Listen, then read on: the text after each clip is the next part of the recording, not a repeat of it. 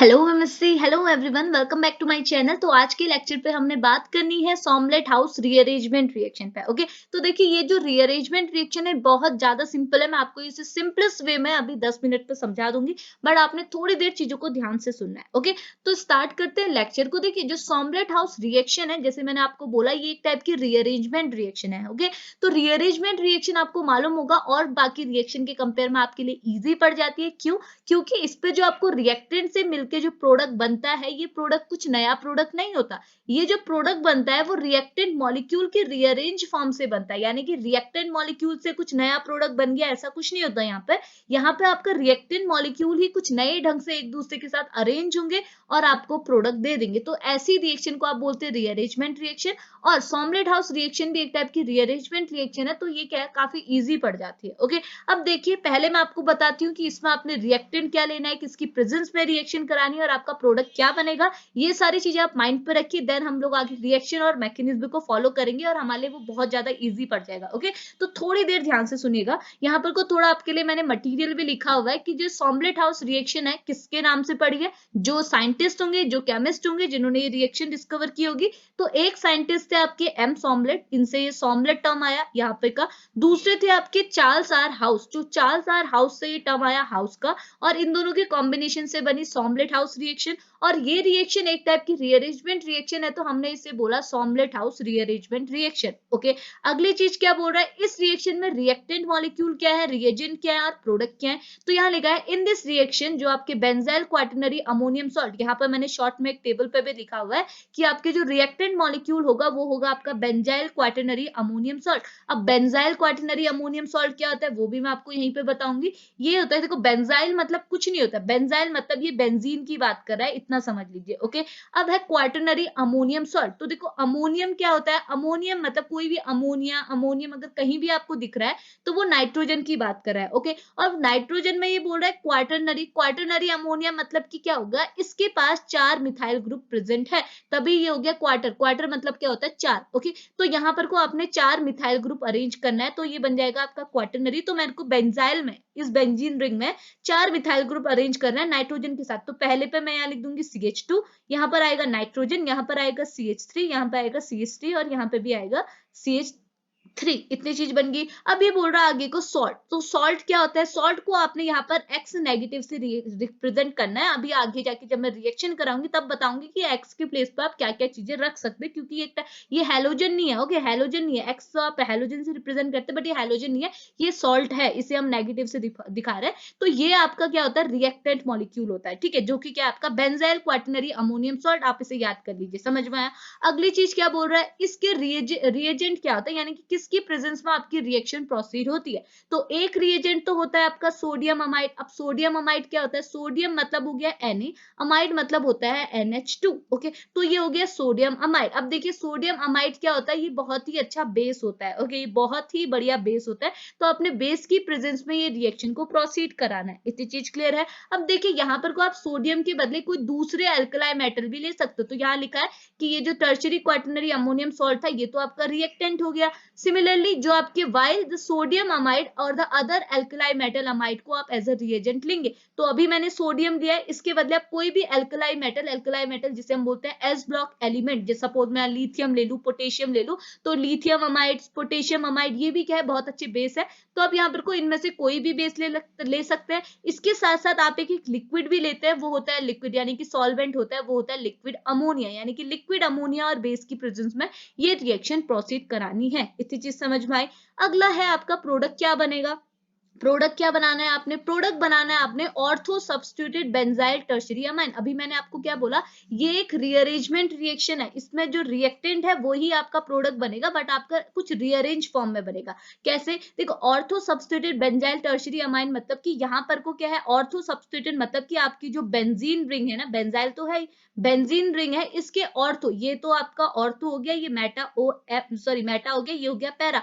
तो इस ortho position में पहले आपने ग्रुप यहां लगाए थे, अब आप कौन सी पोजीशन में लगा रहे हैं, ऑर्थो पोजीशन में। कौन सा ग्रुप, बेंजाइल टर्शियरी अमाइन, यानी कि 3, देखो 4 होने चाहिए। क्वाaternary अमाइन में कितने मिथाइल ग्रुप आपने लगाए? 4, बट ये बोल रहा है कि बेंजाइल टर्शियरी अमाइन, यानी कि यहाँ पर को क्या होना चाहिए? CH2, यहाँ पर नाइट्रोजन, एक CH3 यहाँ, एक CH3 यहाँ, यानी कि टर्शियरी अमाइन आपने ऑर्थो पोजीशन में लगाना है और बचा हुआ एक मिथाइल ग्रुप आपका इनिशियल जो पोजीशन में आपने लगाया था इप्सो पोजीशन में, उसी पोजीशन में आपका मिथाइल ग्रुप होना चाहिए। अब देखो ये बन गया आपका प्रोडक्ट और यही आपका रिएक्टेंट था। कैसे? अगर आप इस ग्रुप को, ये जो नाइट्रोजन वाला ग्रुप है, इसको इसी के आगे ऐड कर देंगे तो आपका बन जाएगा रिएक्टेंट। तो रिएक्टेंट के ही रीअरेंज फॉर्म से आपका बन गया प्रोडक्ट, जो है आपका ortho substituted benzyl tertiary amine. इतनी चीज क्लियर है? देखो अब आपने इतनी चीजें ध्यान पे रख ली तो आप रिएक्शन बहुत इजीली कर देंगे। अब आपने क्या है, उस रिएक्टेंट मॉलिक्यूल से इस प्रोडक्ट को बनाना है, तो ये भी आप बहुत इजीली मैकेनिज्म समझ जाएंगे। ओके, तो देखिए डेफिनेशन आपने क्या बोलनी है, तो यहाँ पर लिखा है,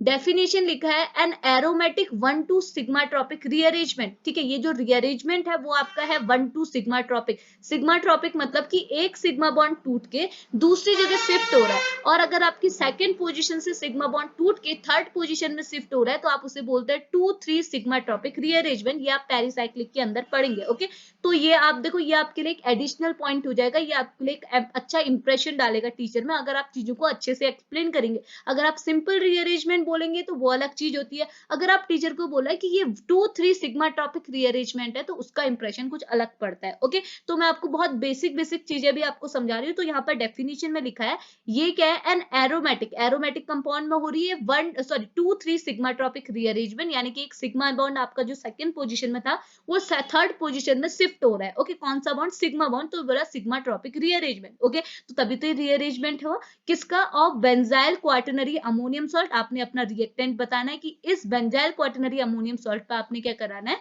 2,3 सिग्माट्रोपिक रीअरेंजमेंट कराना है। किसके अंदर? यहाँ लिखा है in the presence of strong base. Strong base मैंने आपको बताया सोडियम अमाइड, और लिक्विड अमोनिया की प्रेजेंस में अंडर थर्मल कंडीशन, यानी कि बहुत ज्यादा आपने हीट प्रोवाइड कराना है, बहुत ज्यादा टेम्परेचर वहां पर देना है इन लिक्विड अमोनिया। ओके, ये आपकी प्रेजेंस होगी। द रिजल्टिंग प्रोडक्ट, तो आपका जो प्रोडक्ट बनेगा वो क्या होगा? 1,2 डाई सब्स्टिट्यूटेड, 1,2 डाई सब्स्टिट्यूटेड, यानी कि फर्स्ट और सेकंड पोजीशन दोनों जगह आपका सब्स्टिट्यूशन है, और ऑर्थो पोजीशन पे आपका क्या लगा हुआ है? मिथाइल बेंजाइल अमीन, यानी कि इस पोजीशन में आपका क्या लगा है? बेंजाइल टर्शियरी अमीन। यहाँ पर मिथाइल ग्रुप रिप्रेजेंट किए तो हमने बोला है मिथाइल बेंजाइल अमीन। इतनी चीज क्लियर है? तो ये होगी आपकी डेफिनेशन, जो कि आपकी इन्हीं चीजों से बनी हुई है। इतनी चीज क्लियर है? अब मैं आपको एक और चीज दिखाती हूँ। यहाँ पर लिखा है कि when benzyl quaternary ammonium salt is treated with alkali metal undergoes a rearrangement, इसी रीअरेंजमेंट को बोलते हैं सॉमलेट हाउस रीअरेंजमेंट। इस फॉर्मेट में आपने टीचर को एक्सप्लेन करना है। लिखा है कि जब आपका बेंजाइल क्वाटरनरी अमोनियम सॉल्ट किसके साथ ट्रीट हो? एल्कलाई मेटल अमाइड, जो कि आपकी क्या है? रिएजेंट है। ओके, ये आपका रिएजेंट है, तो इसके जैसे ये इसके साथ ट्रीट होगा वैसे एक रीअरेंजमेंट होगा आपका रिएक्टेंट मॉलिक्यूल में। इसी टाइप की रीअरेंजमेंट रिएक्शन को बोलते हैं सॉमलेट हाउस रीअरेंजमेंट रिएक्शन। ओके, अब मैं आपको यहाँ पर रिएक्शन रिप्रेजेंट करा हुआ दिखाती हूँ। ये है आपकी रिएक्शन। ओके, तो यहाँ रिएक्शन में हो क्या रहा है, ध्यान से देखिएगा। मैंने आपको क्या बोला? ये आपका बेंजीन ग्रुप है तो आपने इसे बोला बेंजाइल। यहाँ पर को क्या है? ये क्वाटरनरी अमोनियम, ये नाइट्रोजन के साथ 4 मिथाइल ग्रुप है तो क्वाटरनरी अमोनियम। एक्स है आपका सॉल्ट। ओके, अब देखिए यहाँ पर x की प्लेस पे आप कौन कौन से सॉल्ट रख सकते हैं? x के बदले आप यहाँ पर को SO2 भी रख सकते हैं, CO भी रख सकते हैं। आपको रखना नहीं है, आप बस बताइए x is equal to this. Okay, अगली चीज क्या है? अब आपने यहाँ पर को दिखानी है प्रेजेंस। प्रेजेंट में आपका है क्या? सोडियम अमोनियम, लिक्विड अमोनिया, और यहाँ पर को थर्मल कंडीशन भी आप दिखा सकते हैं, क्योंकि हमने रिएक्शन में बोला है कि थर्मल कंडीशन भी दी है। अब यहाँ हुआ क्या? आप यहाँ कुछ नहीं हुआ, ये बॉन्ड यहाँ से टूट के कहाँ शिफ्ट हो गया? यहाँ पर को शिफ्ट हो गया, यानी कि ये बॉन्ड यहाँ से तो टूटा, बट इसने, इस मिथाइल नाइट्रोजन ने यहाँ से बॉन्ड नहीं बनाया, इस मिथाइल ग्रुप ने यहाँ पर से बॉन्ड बनाया है, और क्या हो गया? ये ग्रुप यहाँ से डिटैच हो गया, यहाँ पर को अटैच हो गया, तो ये आपका रिएक्टेंट से ये प्रोडक्ट बन गया। अब ये प्रोडक्ट बना कैसे, ये हम कहाँ समझेंगे? मैकेनिज्म में। ये रिएक्शन समझ में आए कि आपका ये रिएक्टेंट मॉलिक्यूल था जो आपका बेंजाइल क्वाटरनरी अमोनियम सॉल्ट।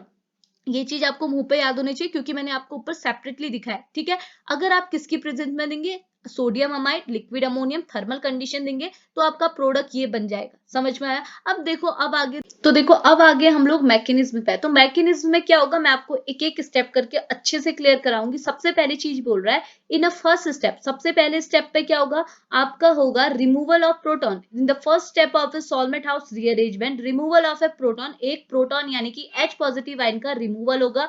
कहां से? From a benzyl quaternary ammonium salt, यानी कि जो आपका रिएक्टेंट मॉलिक्यूल मॉलिक्यूल है उससे आपने एक H पॉजिटिव आयन को रिमूव करना है। बाकी चीजें सेम है कि प्रेजेंस आपने क्या है बेस की देनी है जो है आपका NaNH2, लिक्विड अमोनिया भी वहां प्रेजेंट होना चाहिए और आपका इस वजह से यानी कि पहले स्टेप में जो आपका प्रोडक्ट बनेगा वो होगा आपका नाइट्रोजन इलाइट। अब नाइट्रोजन इलाइट क्या होता है अभी मैं आपको बताऊंगी, तो ध्यान से सुनिएगा। देखो ये है आपका रिएक्टेंट मॉलिक्यूल। अब आप देखो यहाँ पर को आपने क्या करना है, प्रोटॉन को निकालना है यानी कि H पॉजिटिव आयन को निकालना है। ओके, H पॉजिटिव आयन को कैसे निकालेंगे, यहाँ पर से अगर आप इस H पॉजिटिव आयन को निकालेंगे, इस कार्बन का ये H पॉजिटिव आयन निकलेगा और अगर आप इसे निकालेंगे तो ये जाके कंबाइन करेगा इस NH2 के साथ। ओके, और यहाँ पर जो X नेगेटिव है जिसे आप सॉल्ट बोल रहे हैं, ये सॉल्ट किसके साथ कंबाइन करेगा, इस Na के साथ। अगर ये Na के साथ कंबाइन करेगा तो ये बन जाएगा NaX और NaX बन के ये बाहर निकल जाएगा सिस्टम से। और दूसरे केस में ये जो प्रोटॉन आपने दिया है ये प्रोटॉन कंबाइंड होगा अगर NH2 के साथ तो ये अमोनिया गैस बन के लिबरेट हो जाएगी। इतनी चीज क्लियर है। अब मैंने बोला यहाँ पर को आपका एक प्रोडक्ट बनता है जिसे आप बोलते हैं नाइट्रोजन इलाइट। अब नाइट्रोजन इलाइट क्या होता है, अब आप देखेंगे यहाँ पर को नाइट्रोजन के ऊपर कौन सा चार्ज होना चाहिए, पॉजिटिव चार्ज। क्यों पॉजिटिव चार्ज होना चाहिए, देखिए नाइट्रोजन एटम जो है ना आपके, ये इनके क्या होता है, इनकी टेंडेंसी होती है कि ये 3 कोवेलेंट बॉन्ड बना सकते हैं, 1 2 और 3। ओके, और आपको मालूम है नाइट्रोजन के ऊपर क्या है, लोन पेयर ऑफ इलेक्ट्रॉन होता है। इतनी चीज क्लियर है। अब देखो यहाँ पर को नाइट्रोजन ने 3 बॉन्ड नहीं बनाए, कितने बॉन्ड बनाए हैं, 4 बॉन्ड। ओके, 1 2 3 4। अब ये चौथा बॉन्ड कहाँ से आया, ये चौथा बॉन्ड आया इस लोन पेयर ऑफ इलेक्ट्रॉन से। अब आपको मालूम है लोन पेयर ऑफ इलेक्ट्रॉन क्या है, एक बॉन्ड के इक्वल होता है और एक नेगेटिव चार्ज के इक्वल होता है, क्योंकि सब में 2 इलेक्ट्रॉन का कंट्रीब्यूशन होता है। ये भी 2 इलेक्ट्रॉन है, अगर मैं इसे लोन पेयर बोलूं तो भी इसमें 2 इलेक्ट्रॉन है, अगर इसमें नेगेटिव चार्ज बोलूं फिर भी इसमें 2 इलेक्ट्रॉन है। तो अब इस नाइट्रोजन को एक और बॉन्ड बनाना था, एक और कोवेलेंट बॉन्ड बनाना था, तो इसने क्या किया, अपने ये जो 2 लोन पेयर ऑफ इलेक्ट्रॉन है इन दोनों को यहाँ से हटा के इन दोनों इलेक्ट्रॉन को इन्वॉल्व कर दिया बॉन्ड में और इसने एक कोवेलेंट बॉन्ड बना दिया। ओके, अब देखो नाइट्रोजन के पास 2 पहले फ्री इलेक्ट्रॉन थे यानी कि इसमें नेगेटिविटी थी, अब आपने नेगेटिविटी को हटा दिया तो अब ये क्या होगा, इसको पॉजिटिव पॉजिटिव फील होने लगेगा। पॉजिटिव फील होने की वजह से इसके ऊपर आ जाएगा पॉजिटिव चार्ज। ओके, क्योंकि अब इसमें क्या है, इलेक्ट्रॉन डेफिशिएंट है ये सिस्टम। ओके, तो इसके ऊपर आप लगाते हैं पॉजिटिव चार्ज। ओके, अब देखो ये तो पॉजिटिव चार्ज हो गया और यहाँ से अगर H पॉजिटिव आयन अगर चला गया तो ये कार्बन के ऊपर आ जाएगा नेगेटिव चार्ज, क्योंकि अभी तो क्या है, ये सिस्टम न्यूट्रल है। अगर इस न्यूट्रल से आपने पॉजिटिव कंपाउंड को हटा दिया तो ऑब्वियस बात है कि इसके ऊपर क्या होगा, नेगेटिविटी आ जाएगी और यहाँ पर को कार्बन के ऊपर आपको नेगेटिव चार्ज मिल जाएगा और नाइट्रोजन के ऊपर पॉजिटिव चार्ज। और ऐसा ही कंपाउंड जिसमें क्या होता है, नाइट्रोजन के ऊपर आपका अगर नाइट्रोजन इलाइट कह रहे हैं तो इसका मतलब क्या होगा, नाइट्रोजन एटम के ऊपर तो पॉजिटिव चार्ज है, उसके एडजेसेंट जो ग्रुप है उसके ऊपर क्या है, नेगेटिव चार्ज। ऐसे ही कंपाउंड को आप क्या बोलते हैं, नाइट्रोजन इलाइट बोलते हैं। इतनी चीज समझ में आई। तो इसने यही बोला कि पहले स्टेप में आपकी यही सारी चीजें प्रोसीड होनी है और आपको एज अ प्रोडक्ट में नाइट्रोजन इलाइट मिलेगा। आप टीचर को बताइए नाइट्रोजन इलाइट, वो समझ जाएगा कि नाइट्रोजन के ऊपर ये बोलना चाह रहा है पॉजिटिव चार्ज है और इसके एडजेसेंट पोजिशन में जो कार्बन एटम है उसके ऊपर नेगेटिव चार्ज, तो ये बन गया नाइट्रोजन इलाइट। ये आ गया आपका पहला स्टेप। ओके, अब देखिए दूसरे स्टेप पे क्या होगा, दूसरा स्टेप आपका इक्विलिब्रियम में है, यानी कि ये स्टेप है आपका रीअरेंजमेंट का, यानी कि इसी प्रोडक्ट को आपने रीअरेंज करके लिखना है। कैसे लिखेंगे, देखिए यहाँ पर है कार्बन के ऊपर नेगेटिव चार्ज। अब आपको मालूम है कार्बन तो इलेक्ट्रोपॉजिटिव है, इलेक्ट्रोपॉजिटिव के ऊपर कभी भी नेगेटिव चार्ज स्टेबल रहता ही नहीं है। ये क्या करेगा, थोड़ी थोड़ी देर के लिए क्या है, अपने पॉजिटिव चार्ज को एक दूसरे के ऊपर शेयर करेंगे। समझ में आ रहा, ये अपना नेगेटिव चार्ज के ऊपर यहाँ भी स्टेबल नहीं है तो किसी दूसरे को फेंकेगा, दूसरे के ऊपर भी स्टेबल नहीं है फिर इसके ऊपर आएगा, ऐसे कुछ होते रहेगा। ओके, अब ये क्या करेगा, इस नेगेटिव चार्ज को इस कार्बन को दे देगा। अगर इस कार्बन को ये नेगेटिव चार्ज दे देगा तो नेगेटिव चार्ज होगा मतलब कि अपना एक हाइड्रोजन इसे दे देगा, तभी तो इसके ऊपर नेगेटिव चार्ज आना पॉसिबल है। अभी ये CH3 है, आप इसके ऊपर नेगेटिव चार्ज दे ही नहीं सकते क्योंकि इसने सारे तो बॉन्ड बनाए, 3 हाइड्रोजन ये है, चौथा इस नाइट्रोजन से बना है, ये पूरी तरह से बॉन्डेड है। ओके, अगर आपसे इससे मैं एक हाइड्रोजन निकाल दूं, इससे एक प्रोटॉन को निकाल के इस कार्बन को दे दूं तो ये तो CH2 हो गया, ये तो बराबर हो गया, 2 बॉन्ड इसने बनाए, 2 बॉन्ड यहाँ से बन रहा है, ये डन है। ओके, लेकिन इस पोजीशन में इस कार्बन एटम के पास क्या है, अब 2 हाइड्रोजन हो गए और एक तीसरा ये बॉन्ड है, एक यहाँ पर को एक बॉन्ड के यहाँ पर डेफिशिएंसी है जिसकी वजह से इसके ऊपर आया नेगेटिव चार्ज। समझ में, इसने भी तो एक हाइड्रोजन अपना दे दिया जिसकी वजह से अब इसके ऊपर आया नेगेटिव चार्ज। ये दोनों जो प्रोडक्ट है एक दूसरे के रीअरेंज प्रोडक्ट है। तो यहाँ पर लिखा भी है, देखिए सेकेंड स्टेप में क्या बोला है, in the second step the reaction step में क्या है, तो सेकंड नाइट्रोजन आइड ऑप्टेन, दूसरे स्टेप में क्या है, आपने दूसरा नाइट्रोजन इलाइड को फॉर्म करना है। यहाँ पे भी तो नाइट्रोजन के ऊपर पॉजिटिव चार्ज है, यहाँ पर को कार्बन, इसके एडजेसेंट ये भी है, ये भी इसका एडजेसेंट है, ये भी पड़ोसी है, ये भी पड़ोसी है। अब इस पड़ोसी के ऊपर आ गया नेगेटिव चार्ज, तो इसको भी आप बोलेंगे नाइट्रोजन इलाइड। ओके, तो दो नाइट्रोजन इलाइड आपके फॉर्म हुए, इतनी चीज समझ पाए। अब देखो थर्ड स्टेप में क्या होगा, थर्ड स्टेप में क्या होगा, आप यहाँ पे देख सकते हैं। थर्ड स्टेप पे आपने क्या किया, यहाँ पर जो ये नेगेटिव चार्ज था, ओके, मैंने आपको क्या बोला, नेगेटिव चार्ज आपके 2 इलेक्ट्रॉन के इक्वल होता है, यानी कि ये नेगेटिव चार्ज बॉन्ड भी तो बना सकता है। आप क्या करेंगे, इस CH ने क्या किया, एक अच्छा काम किया, इसने क्या, इस बॉन्ड को यहाँ से जो इसके ऊपर नेगेटिविटी था, इसका नेगेटिविटी का यूज कर दिया इसने इसके साथ बॉन्ड बनाने में। ये भी तो 2 इलेक्ट्रॉन है, तो 2 इलेक्ट्रॉन देके 2 इलेक्ट्रॉन से तो बॉन्ड बनता है, इसने इन दोनों को कंबाइन करा के बना दिया बॉन्ड। अब देखो, लेकिन एक चीज है, जैसे हम लोग क्या रेजोनेंस के केस पे भी पढ़ते थे, अगर मैं यहाँ पर को, ये लोन पेयर है, इस लोन पेयर का यहाँ पर बॉन्ड बनाना चाहूँ, यहाँ पर तो बॉन्ड बन जाएगा, बट यहाँ पर को जो देखो, यहाँ पर तो बॉन्ड बन जाएगा, बट इसके एडजेसेंट, इस डबल बॉन्ड के एडजेसेंट जो डबल बॉन्ड है वो पॉसिबल नहीं है। यहाँ पे भी डबल बॉन्ड हो, यहाँ पे भी डबल बॉन्ड हो, ऐसा पॉसिबल नहीं है। ये क्या होगा, ये डबल बॉन्ड टूट जाएगा और यहाँ पर आ जाएगा नेगेटिव चार्ज। समझ में आ रहा, वैसा ही सेम केस जैसा रेजोनेंस में होता था, वैसा ही सेम केस यहाँ पे भी होगा। होगा क्या, ये जो नेगेटिव चार्ज है वो तो यहाँ पे बॉन्ड बना लेगा, लेकिन ये जो यहाँ पर जो बॉन्ड है वो टूट जाएगा। कैसे, आप यहाँ पे देख सकते हैं, ये CH ने क्या किया, यहाँ पर से बॉन्ड बना लिया, अपने इसके ऊपर नेगेटिव चार्ज था, इसने इससे बॉन्ड बना दिया, लेकिन यहाँ पर कुछ जो डबल बॉन्ड था वो टूट गया। ओके, वो कैसे टूट गया, आप देख सकते हैं, ये बॉन्ड यहाँ से टूटा, इस बॉन्ड ने क्या किया, यहाँ पर को देखो, ये वाला बॉन्ड भी यहाँ से टूटा, इस CH ने यहाँ पे बॉन्ड बना लिया, और यहाँ पर को क्या होगा, डबल बॉन्ड आ गया, क्योंकि ये बॉन्ड क्या है, टूट के ऊपर चला गया, यहाँ पर को आ गया डबल बॉन्ड कैरेक्टर, तो यहाँ पर CH2 के साथ डबल बॉन्ड हो गया, और यहाँ पर से ये यूनिट हट गई, और ये ऐसा होना ही चाहिए था, क्योंकि आपका जो प्रोडक्ट है वो ऑर्थो सब्स्टिट्यूटेड है, यहाँ पर को ऑर्थो पोजीशन में सब्स्टिट्यूशन होना चाहिए। ओके, अब देखो, आप अपने फाइनल प्रोडक्ट पर पहुंचने वाले हैं, बट आपको एक स्टेप फॉलो करना है, वो क्या, देखो यहाँ पर को भी लिखा हुआ है। अब देखो थर्ड स्टेप में क्या है, in the third step of the reaction, यहाँ पर को 2-3 सिग्मा ट्रॉपिक रिएक्शन होगा। मैंने क्या बोला, सिग्मा ट्रॉपिक रिएक्शन मतलब कि सिग्मा बॉन्ड ही टूटेगा, कौन सी पोजीशन से, सेकंड पोजीशन और थर्ड पोजीशन से। सपोज सेकंड से टूट के अगर थर्ड में शिफ्ट हुआ, तो उससे आप बोलेंगे 2-3 sigmatropic shift occur at the ortho position. तो ऑर्थो पोजीशन पे आपका रिंग मतलब आपका जो ग्रुप है वो ऑर्थो पोजीशन पे चला जाएगा। और एक और चीज लिखिए कि रिंग अपनी एरोमेटिसिटी को लॉस कर देगी, क्योंकि यहाँ पर को क्या है, कंजुगेशन आपका टूट जा रहा है, रेजोनेंस आपका टूट जा रहा है। कैसे, देखो आपने क्या है, अपने वो रिंग को तोड़ के ऑर्थो पोजीशन में शिफ्ट कर दिया, ऐसा आपको बोला ही था, लेकिन अब ये रिंग क्या है, एरोमेटिक नहीं रही। क्यों नहीं रही, यहाँ पर का डबल बॉन्ड तो चला गया, अब ये रिंग एरोमेटिक है नहीं। अब ये क्या ट्राई करेगी, अपने आप को अगेन एरोमेटिक लाने के लिए, क्योंकि ये जो सिग्मा ट्रॉप सॉरी ये जो आपकी रिएक्शन है, सॉल्वेट हाउस रिएक्शन है, ये एरोमेटिक कंपाउंड के लिए फेवरेबल है। तो अब आप क्या करेंगे, ये जो हाइड्रोजन, यहाँ पर कोई एक हाइड्रोजन भी तो प्रेजेंट होगा, ये हाइड्रोजन को कहाँ दे देंगे, CH2 को दे देंगे।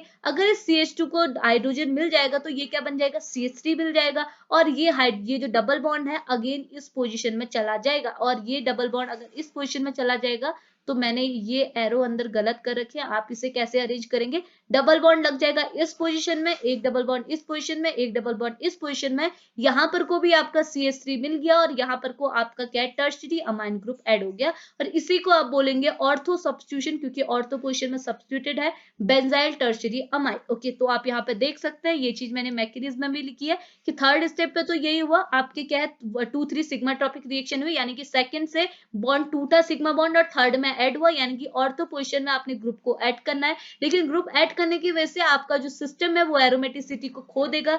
लेकिन लिखा है in the last step of the reaction the rearrangement isomer form, आपको यहाँ पर को क्या है, लास्ट स्टेप में रीअरेंज प्रोडक्ट मिलेगा, क्योंकि यहाँ पर को टॉटोमराइजेशन होगा और एरोमेटिक कंपाउंड आपको एज अ प्रोडक्ट मिल जाएगा। यहाँ पर को भी आप क्या करेंगे, इसे टॉटोमराइजेशन कराएंगे, यहाँ पर को भी क्या है, कुछ रिएक्शन जो किया हुआ है, यहाँ पर को भी तो रीअरेंजमेंट ही हुआ है, आपका ये एक जो H है वो शिफ्ट हो गया इस CH2 में, और डबल बॉन्ड हो गया यहाँ, तो टॉटोमराइजेशन हुआ और आपका एरोमेटिक कंपाउंड बन गया, और इसे ही कहते हैं आप और तो सब्स्टिट्यूट बेंजाइल टर्शियरी अमाइड, और ये ही रिएक्शन है आपकी किसकी, सॉमलेट हाउस रीअरेंजमेंट। इतनी चीज क्लियर है। होप आपको चीजें समझ में आई होंगी। मैंने आपको बहुत बेसिक जितना मैं कर सकती थी, जितना आई थिंक मैं सोच सकती थी कि आपको नहीं पता होगा, उतना मैंने आपको एक्सप्लेन कर दिया। होप आपको समझ में आया होगा। अगर समझ में आया होगा तो प्लीज रिस्पॉन्स कीजिए, बताइए कैसी लगी वीडियो। और अगर आप नए चैनल पर नए हैं तो लाइक कर लीजिए, शेयर कर लीजिए, सब्सक्राइब कर लीजिए, क्योंकि आपको एमएससी और बीएससी से रिलेटेड सारे कंटेंट इस चैनल पे मिल जाएंगे।